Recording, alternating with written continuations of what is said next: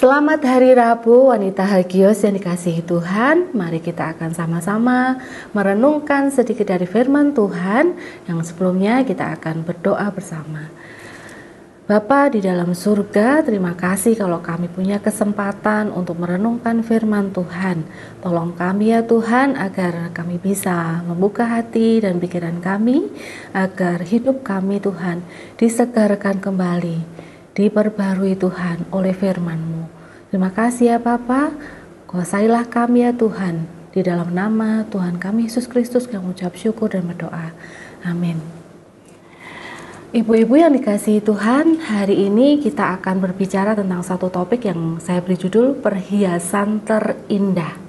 Wah, kalau sudah bicara perhiasan, pasti itu sangat menarik buat kita ya. Tetapi perhiasan apa yang sesungguhnya yang paling harus kita pakai di dalam hidup kita, dan apa yang harus kita perjuangkan untuk punya perhiasan itu? Mari kita akan lihat sama-sama. Saya akan memulai dengan sebuah kisah tentang seorang wanita yang ada di dalam gambar ini.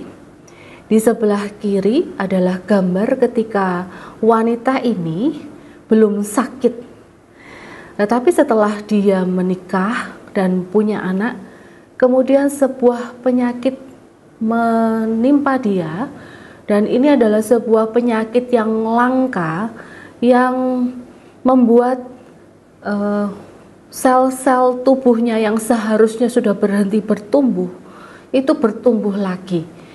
Nama penyakitnya adalah akromegali, dan ini adalah penyakit kelebihan hormon pertumbuhan. Sehingga ketika seharusnya sudah tidak ada bagian tubuhnya yang bertumbuh, tetapi tiba-tiba bertumbuh lagi. Misalnya tangan, kakinya bertumbuh, kemudian bagian dahinya, bagian dagunya, hidungnya membesar, dan sebagainya. Ini membuat sang wanita ini yang bernama Mary Ann Bevan dari London, dia menjadi wanita yang secara penampilan berubah sama sekali. Dari yang tadinya dia adalah seorang perawat yang cantik, sekarang dia menjadi wanita yang mukanya seperti laki-laki dan bahkan tidak wajar dan dianggap aneh sekali. Dan ini menimpa dia ketika dia itu sudah punya 4 anak dan suaminya meninggal dunia. Ketika suaminya meninggal, dia tidak tahu harus dengan apa dia menghidupi keempat anaknya. Tetapi kemudian satu iklan yang menarik dibuka. Iklan itu berkata bahwa kami mencari wanita yang terjelek. Kirimkan foto terbaru dan kami akan menyeleksi. Ketika Mary Ann Bevan ini melihat iklan tersebut, dengan tekad yang kuat dia kirimkan fotonya. Dan dari 250 wanita, dia adalah satu-satunya yang menang telak di dalam kompetisi itu. Dan sejak saat itu dia bergabung dengan semacam sirkus yang isinya adalah orang-orang dengan anomali-anomali khusus. Ada yang sangat gemuk, ada yang sangat kecil, ada yang sangat tinggi, dan dia menjadi wanita yang paling jelek. Dan dia dinobatkan menjadi wanita terjelek di dunia. Dia menjadi wanita yang rela untuk ditertawakan, untuk dicemooh, dipandang sebelah mata karena wajahnya yang tidak normal. Mary Ann Bevan ini kemudian tiba-tiba menjadi wanita yang tanpa karisma. Tetapi dia tidak mempedulikan hal itu karena dia punya tujuan yang lebih besar. Dengan menjadi wanita terjelek di sirkus yang menghidupinya, dia berkeliling Eropa dan dia menghasilkan banyak uang. Dan dengan uang itu, dia bisa membesarkan anak-anaknya yang dia tinggal di London dan dia sekolahkan asrama di sana. Mary Ann Bevan mungkin tidak punya penampilan yang cantik lagi seperti dulu, tetapi dia berhasil menjadi ibu yang bertanggung jawab buat anak-anaknya. Mungkin Mary Ann Bevan ini menjadi berbeda, seperti seakan-akan dia berbeda dari kebanyakan orang yang berjuang sedemikian rupa mempertahankan karisma. Tetapi dia justru menghilangkan karismanya demi anak-anaknya. Sebetulnya apa itu karisma? Karisma bisa berupa kepandaian, bisa berupa penampilan, bisa berupa pengalaman, kekuasaan, kekayaan, jabatan atau posisi, dan sebagainya. Karisma yang dimiliki seseorang biasanya dipertahankan mati-matian. Tetapi sebetulnya jika kita membandingkan karisma dan karakter, maka inilah bedanya. Karisma itu bisa berubah, bisa hilang. Contohnya Mary Ann Bevan. Dulunya dia adalah seorang wanita yang cantik. Dia punya karisma dengan kecantikannya. Tetapi ternyata karena suatu penyakit, maka karisma itu hilang. Tetapi dia tidak kehilangan karakternya. Walaupun dia kehilangan wajah cantiknya, tapi dia tetap punya karakter yang bertanggung jawab, karakter yang mengasihi. Karena itu, karisma tanpa karakter, dia tidak bisa bertahan. Sebaliknya, karakter itu bersifat menetap, dan meski karisma hilang, karakter itu bisa bertahan. Di dalam Alkitab kita melihat kisah tentang Saul dan Daud. Saul adalah raja pertama Israel. Dulu Israel tidak punya raja, tetapi kemudian ketika bangsa Israel meminta raja kepada Tuhan, Samuel yang diutus Tuhan untuk memilih seorang raja akhirnya menjatuhkan pilihan kepada Saul. Dan ketika Saul muda, dia ini punya karisma yang menonjol. Saul dikatakan bahwa dia adalah seseorang yang gagah, yang tampan, dan dia pantas menjadi raja. Inilah kalau kita bandingkan karisma Saul versus karismanya Daud ketika masih muda. Saul itu gagah dan tampan. Saul itu raja yang berkuasa. Saul itu kaya raya. Dan Saul itu berpengalaman. Sebagai seorang tentara, sebagai seorang prajurit, panglima, dia berpengalaman. Sebagai raja, dia berpengalaman. Bagaimana dengan Daud pada saat itu? Karisma Daud tidak ada apa-apanya jika dibandingkan dengan Saul. Daud masih sangat belia. Daud adalah seorang gembala yang sederhana. Dia tidak punya jabatan apa-apa, hanya seorang anak bungsu yang bahkan oleh ayahnya tidak diperhitungkan. Dan Daud ini tidak punya pengalaman yang banyak sebanyak Saul.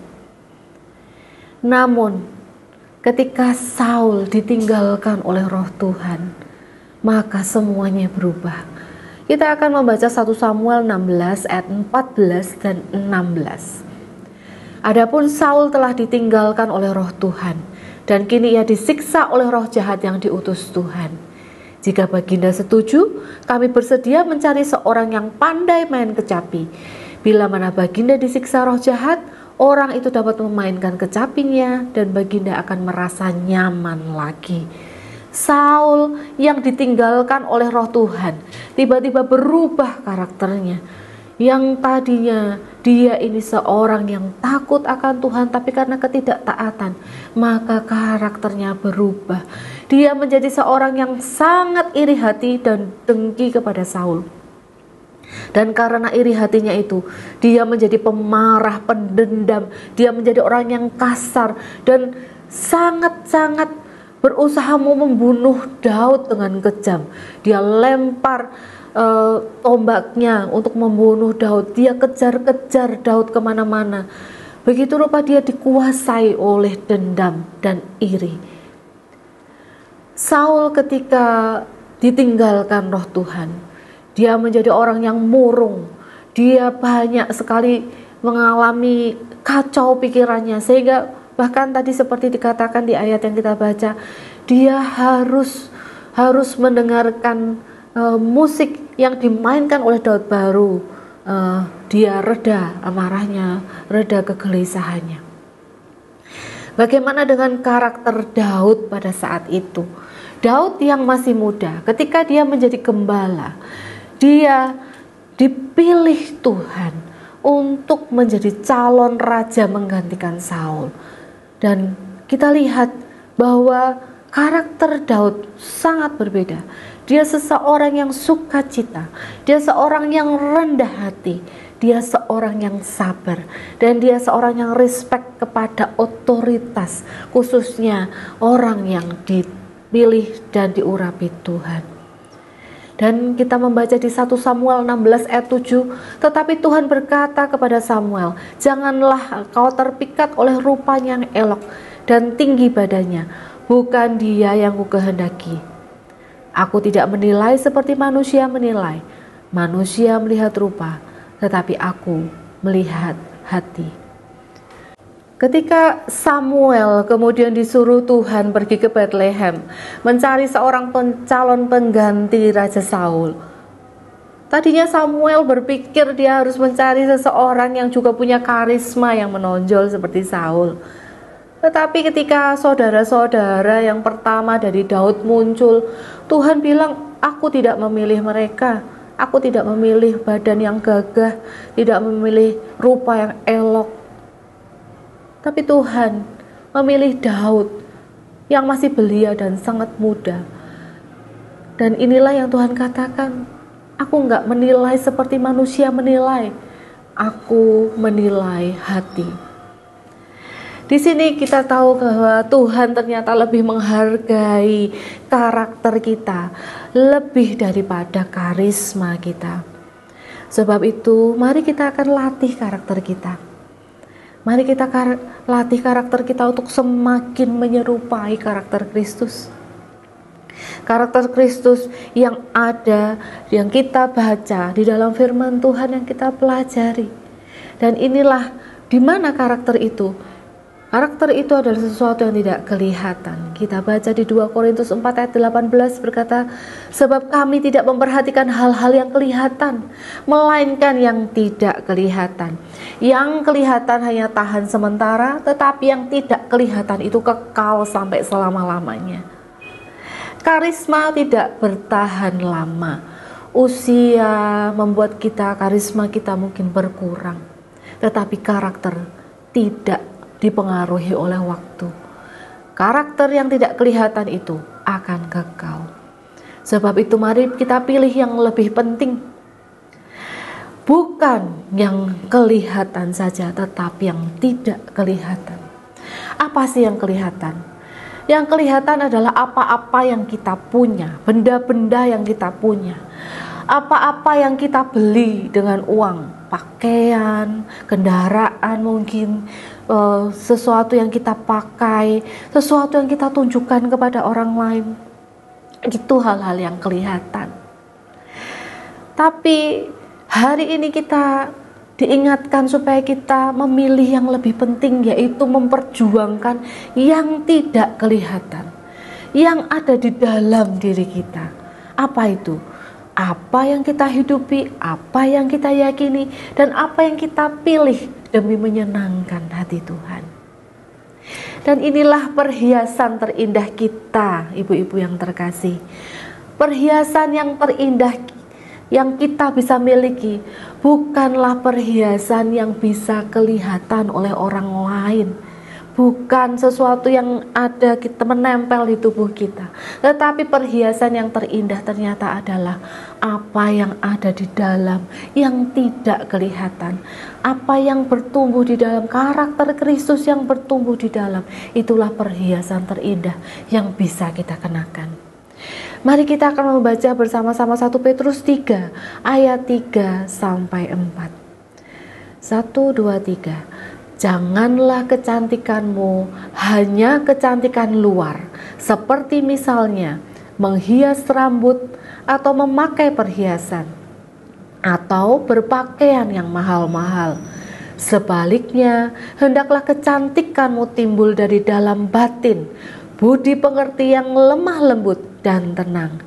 Itulah kecantikan abadi yang sangat berharga menurut pandangan Allah.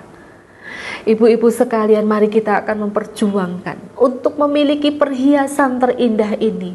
Bukan karisma, karena karisma bisa berlalu, tetapi karakter tidak akan berlalu. Mari kita akan lebih memperhatikan yang tidak kelihatan dibanding yang kelihatan. Karena perhiasan yang terindah yang Tuhan berikan timbul dari dalam batin, dari karakter Kristus yang Tuhan tumbuhkan, yang Tuhan tolong kita untuk kita bisa menjadi semakin serupa dengan Dia. Mari kita berdoa. Bapa di dalam surga, terima kasih kalau hari ini kami belajar untuk memperhatikan lebih pada apa yang ada di dalam Tuhan. Mungkin karakter kami tidak dilihat orang, tidak diperhatikan orang, tetapi Engkau Tuhan memperhatikan karakter kami dan Engkau menghargai karakter kami. Karena itu Bapa, ajari kami untuk kami lebih boleh memperjuangkan perhiasan batiniah kami, perhiasan yang ada di dalam hati kami, supaya kami ya Tuhan boleh menyenangkan hati Engkau. Kami boleh semakin hari belajar untuk semakin serupa dengan Kristus, dan kami ya Tuhan boleh mencapai tujuan kami untuk kami menyenangkan hati Tuhan. Terima kasih ya Bapa, kami bersyukur atas firman-Mu, kiranya Tuhan menolong kami untuk menghidupinya. Di dalam nama Tuhan Yesus Kristus, mengucap syukur dan berdoa. Haleluya. Amin.